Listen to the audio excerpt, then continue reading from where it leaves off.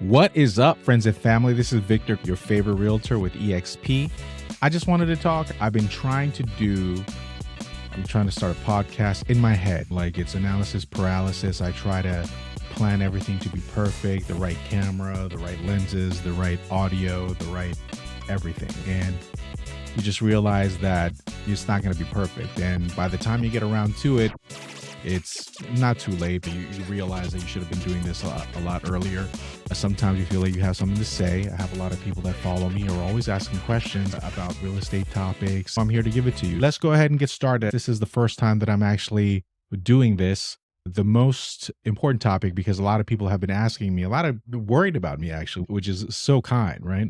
But a lot of people have been asking me about the NAR lawsuit, right? What do I think? What are my thoughts? Okay. Initially, before it started, I was going to say, you know what?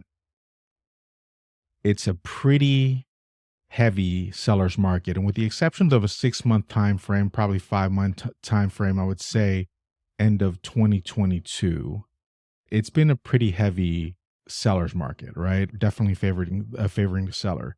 It hasn't always been like that. There's been times where, and it won't be like that forever. There's going to be times that market is down and nobody wants to buy a home, or everybody's afraid to buy a home. And in those markets, the sellers are going to pay anything for the buyer's side costs to sell their property. Now, in this situation, there's been a heavy seller's market. A lot of the sellers have been like, hey, this isn't fair. Why should I have to pay for the buyer's agent? And I understand is it fair? Is it? I don't know. Were you a first-time home buyer once? Did you have 20%? Do you have 5%? Did you have any money? But you're paying like $2,000 of rent per month. So you're trying to buy a condominium, right? And what does that entail? You have closing costs. You have down payment, whatever it is. So you have those costs. Of course, you're going to have to move and buy furniture. So many expenses when you're trying to do that. And on top of that, you're going to add your buyer's commission. Of course, that's going to change. It's never been set, right? Like people said 6%. Is that the average? Is that the median? Is it? I don't know. Some people charge more. Some people charge less. There's so many expenses, right? Like these prices are going to be negotiated. And I feel that in the way that it's going, it's been getting worse and worse for the buyers. Less supply than there was 20 years ago, 10 years ago. And it looks like it's heading in that direction.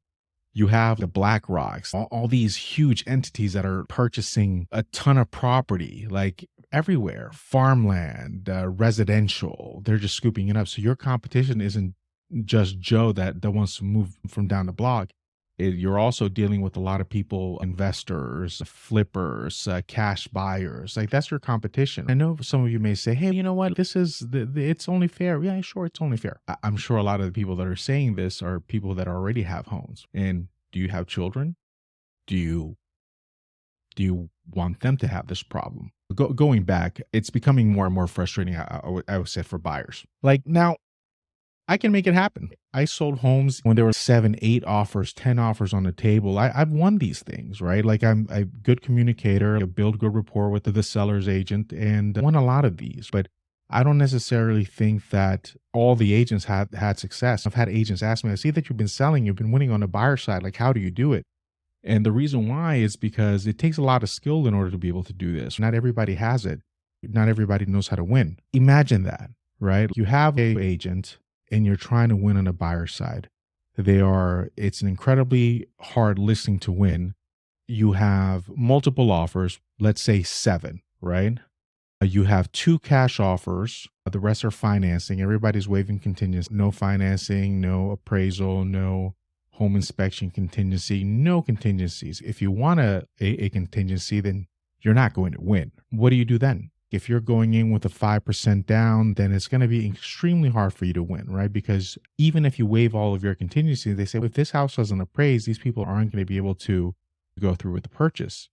What happens then? You target other homes, right? Like homes that you can win, right? I tell my buyers all the time, hey, listen, you have a home that has horrible pictures, but I know the neighborhood. The house actually looks in good condition. The lighting's off. It just looks like a crappy house. But if you have a fine eye, you can say, oh, wow, this is really a great listing for you. And I try to attack those listings so my buyer could win and not have to bend over backwards to get this property.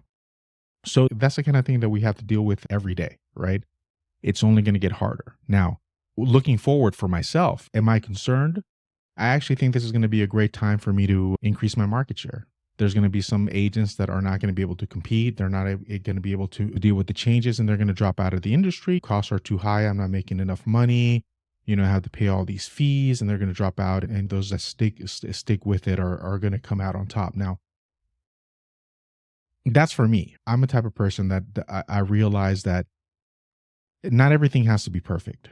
The world isn't perfect. The only thing that is going to happen is change. And if you can't deal with change, you're at a disadvantage.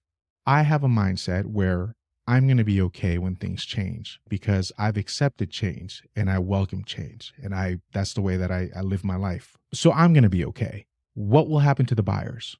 I honestly think that in time there's definitely going to be an adjustment period. Do I believe this is good? No, I actually think that the National Association of Realtors jumped the gun. I think they settled too early, made some concessions that they shouldn't have. Like right now, you're not going to be able to put the buyer's side commission on the listing. What does that mean? Some buyers are going to need the seller to pay the buyer's commission, or else they're not going to buy a home. They're not going to move forward. And that's just the reality of it. So I think in time, the market's going to go ahead and adjust, and you'll see that the people that are offering buyer's commissions are going to sell at a higher price. The market corrects itself, it adjusts.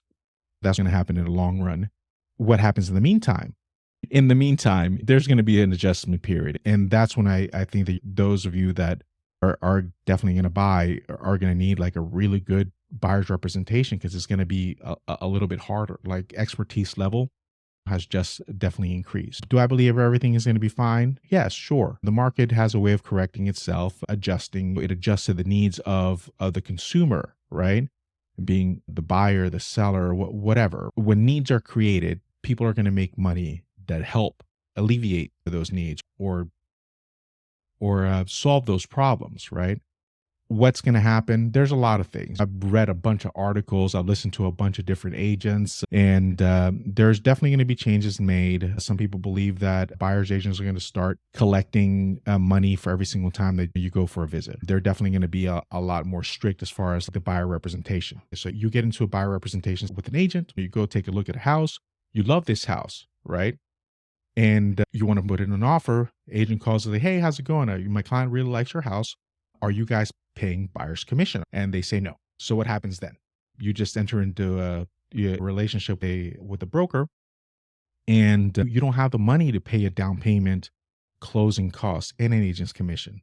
So these situations are going to happen. They're going to have to move on to the next home because they don't trust that if they go without an agent and try to do this, that they're making the right decision. There's so many things that could happen. So there's going to be an adjustment period with all of this, and I'm ready for it. I do feel that it's becoming a lot more difficult for buyers, and unfortunately, that's the way that that it's becoming. I don't want to. I don't want to be too pessimistic, because do I believe that there are some outside forces that are trying to influence this for the betterment of their investments? Yes, I do. Where's this coming from? Buyer's representation was such a fair thing. It was something that came up for the protection of the consumer. So there would be less lawsuits, right? Issues. When there's one side, even if it's one side of the party educated and knowledgeable of the process, and then the other party is not, right? They're representing the listing, right? They're representing the seller, right? Now you come and they have to let you know, one, you could either do a dual representation. Why would they get into that? Why would they get into dual representation? Because as a seller, you want your agent to have your back. And if you bring in another client on the same transaction, you technically you can't favor one over the other. So, and if this agent, let's say, is getting 3% instead of 6% or 2.5% instead of 5%, then that listing agent isn't going to want to take on that client. They'll do the paperwork for you. They'll probably help you out, but they're not going to want to take you on as a client, and that you don't have anybody watching your back. They can be as professional as it's hard to do this even when you're an ethical professional. Some people are not. It's a shift, and I definitely think that everything will adjust and be better for everybody. In the meantime, though, it's like the Wild West. until the decision for the National Association of Realtors settlement is made in July. The judge has to approve it. I don't see why he or she wouldn't approve it, but there is a chance that they say, no, I'm not going to agree to this. And then you go back into litigation. Cool. So what has been instructed to us from Bright, the local MLS here in the DMV, Washington, Maryland, and Northern Virginia, and National Association of Realtors, Virginia Association of Realtors, it's business as usual until this happens. Now, behind the scenes, they're working, trying to get their ducks in a row and get paperwork together to move forward. So as soon as the decision is made, we're going to be blasted with new documents for us to use. In the meantime, they're just working on it. I think I've rambled long enough. I just wanted to say hello, introduce you to a new setup. I want to help guide you, answer some of your questions. And the reason why I'm doing that is to promote my business. I am a realtor after all. This is my business. This is the business that I've grown to love. It's a tough one. I don't know if I necessarily would want my kids to do it, but I love it. And I'm here to represent you. As you can see, I was interrupted by my boss here. So before I go, if you are local in the DC area, I'm licensed in DC, Maryland, Virginia. I'd love to help you buy or sell a home. But also, if you are looking for a home in Seattle or Cleveland or anywhere in the country, I can help you with that. We're national. We're actually international. So if you want to buy a home in Portugal, I can probably help you out with that as well. I'm not going to do it myself, of course. I will refer you out to the best possible agent because I know exactly what you're looking for. Also, if you're a realtor and you're interested in joining EXP or just want to know more about EXP, let me know. It's not just that you joined EXP, but it's who you join under. And I've joined under the best possible group. So the benefits, I've been in some of the best masterminds. I've gotten some of the best training in the country. If you're interested to do the same, holla at your boy. And also soon I'll be doing podcasts with some real estate buddies of mine, some industry buddies of mine, maybe some loan officers locally and virtually. I'll talk to you guys soon. Fiona has had enough. She needs to be fed. You can find me on Instagram at CRIALES Real Estate or on Facebook at CRIALES Homes. I'll talk to you soon. It's been a blast.